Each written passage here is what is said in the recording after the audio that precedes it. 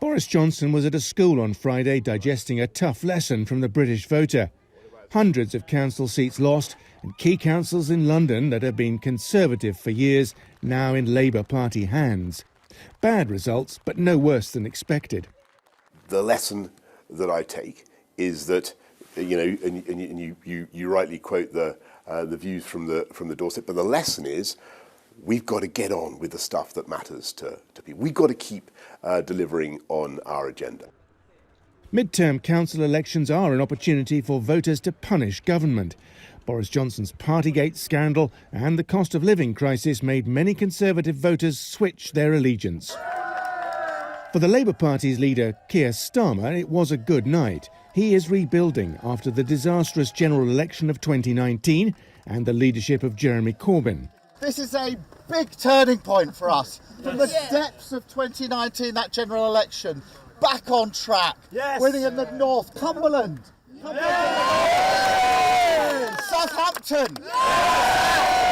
We've changed Labour and now we're seeing the results of that. But outside London, it was a mixed picture. Gains for smaller parties suggest Labour has some way to go before it can be confident of winning power. And the police have announced an investigation into Starmer's possible breach of lockdown rules over what he called a work gathering last year. His problem is that it looks very similar to the sort of gatherings in Downing Street for which the Prime Minister and others have been fined. Starmer says Johnson should have resigned.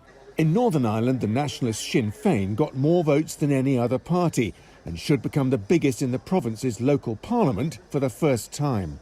Once the political arm of the Irish Republican Army, it has appealed to young voters on economy and housing, downplaying its goal of a united Ireland.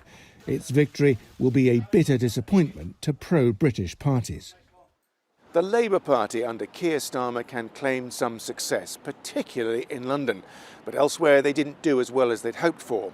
Boris Johnson and his Conservative government have clearly been sent a stark warning by the voters.